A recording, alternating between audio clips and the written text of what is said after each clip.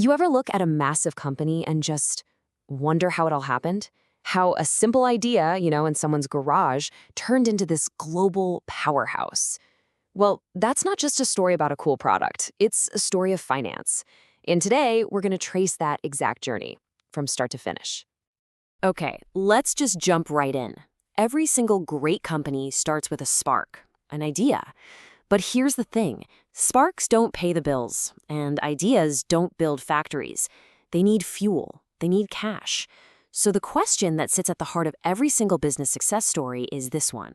How is it all paid for? To answer that, we've got to start with the single most important rule in the entire game of finance. I mean it. This one principle drives every single decision, from a tiny startup loan all the way up to a multi-billion-dollar merger. It's called the time preference for money, or sometimes you'll hear it as the time value of money. The whole concept is actually pretty simple. A dollar in your hand today is worth more than a dollar you're promised tomorrow. But why? Well, because the dollar you have right now can be put to work. It has earning potential. Think about it like this. If you have $100 today, it isn't just sitting there. You could invest it. It could earn interest and become, let's say, $105 next year. That potential for growth, that's exactly what gives money in the present its extra value. And this is so crucial to get. This one idea is everything. The entire point of corporate finance, the whole reason the field exists, is to take capital today and make it worth more tomorrow. The goal, plain and simple, is to grow value over time.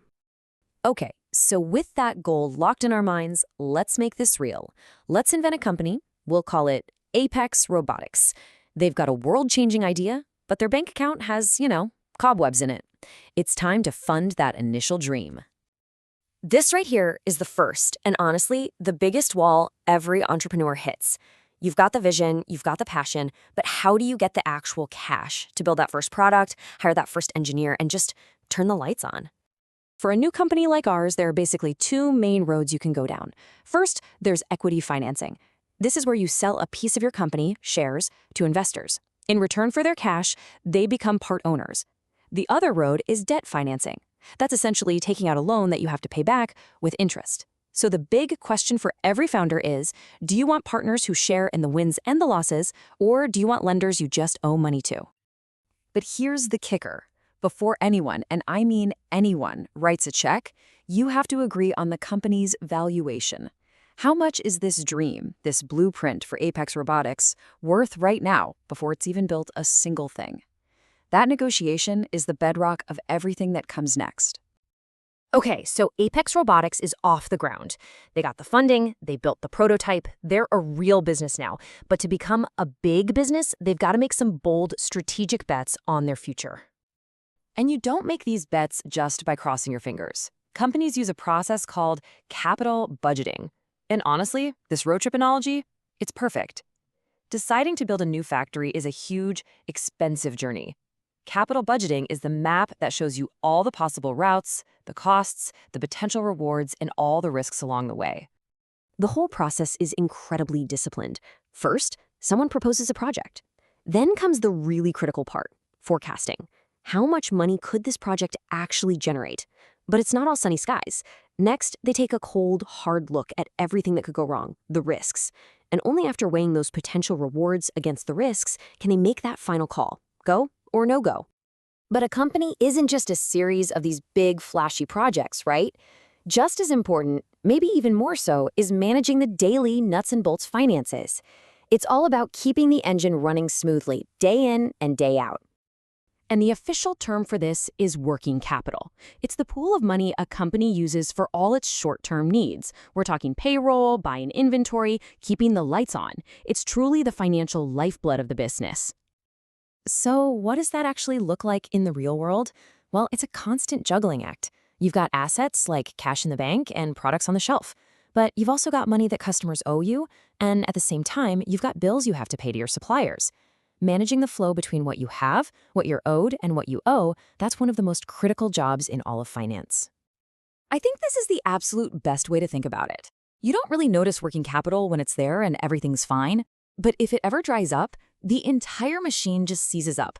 Production stops, bills don't get paid, and things can fall apart fast. It's that essential. All right, so let's fast forward. Our company, Apex Robotics, is now a mature, successful business. It's time to play in the big leagues. So now let's look at some of the advanced power moves that large corporations use to really accelerate their growth and manage super complex risks. This is where things get really interesting. You've got mergers and acquisitions, or M&A, to grow by buying other companies. You've got leveraged buyouts, which use a ton of borrowed money to make massive purchases. There are these complex tools called derivatives to handle unpredictable risks, like currencies swinging up and down. And sometimes a company just needs a total overhaul, a corporate restructuring, to get lean and focused again. Let's just quickly zoom in on M&A, because a lot of people use these terms interchangeably, but they're different. A merger is like a marriage. Two companies come together as equals to create something new. An acquisition, on the other hand, is a straight-up takeover. One company buys the other one and absorbs it. So after this entire journey, from just an idea to getting funded, to growing, to making these sophisticated moves, Apex Robotics is a roaring success. It's generating serious profit. So what happens to all that cash? This is the final chapter. This is the ultimate payoff for those investors who took a big risk way back at the beginning.